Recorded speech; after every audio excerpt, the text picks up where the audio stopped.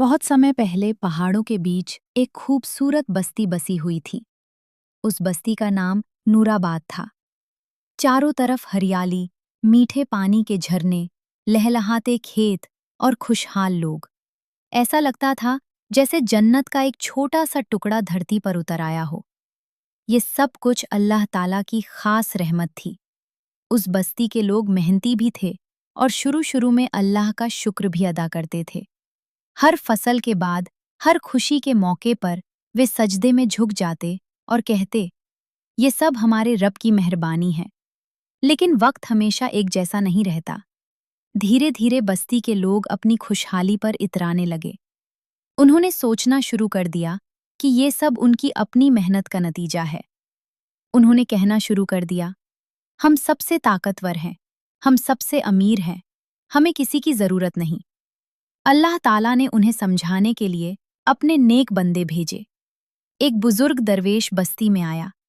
उसका चेहरा नूर से भरा हुआ था, आंखों में सच्चाई थी। उसने लोगों को इकट्ठा करके कहा, ऐ लोगो, अपने रब को मत भूलो। ये सब जो तुम्हारे पास है, उसकी दी हुई नेमत है। घमंड मत करो, वरना तुम पर आज़ाब आ सकता है। लेकिन लोगों ने उसकी बात का मजाक उड़ाया। कुछ लोग हंसने लगे, कुछ ने उसे पागल कहा और कुछ ने उसे बस्ती से निकाल दिया। समय बीतता गया और बस्ती का घमंड और बढ़ता गया। एक दिन आसमान अचानक बदल गया। काले बादल छा गए, हवा तेज चलने लगी। लोग घबरा गए, लेकिन फिर भी उनमें से कुछ बोले, ये तो आम तूफान है, हमें क्या नुकसान होगा। लेकिन वो तूफान आम नहीं था। हवा इतनी तेज चली कि पेड़ जड़ से उखड़ने लगे। आसमान से बिजली ऐसी गिरने लगी जैसे आग बरस रही हो। धरती कांपने लगी।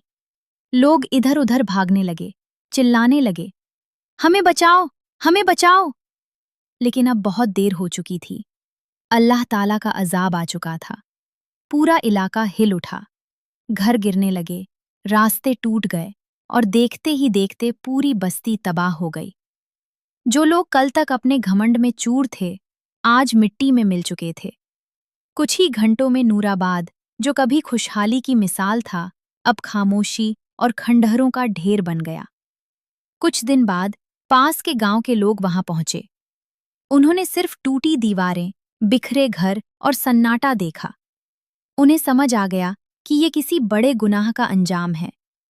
एक बूढ़ा आदमी खंडहरों को देखते हुए बोला, जब इंसान अपने रब को भूल जाता है और घमंड में डूब जाता है, तो उसका अंजाम यही होता है। उस दिन के बाद आसपास के इलाकों में ये कहानी फैल गई। लोग इसे सुनकर सबक लेते और अपने रब का शुक्र अदा करते।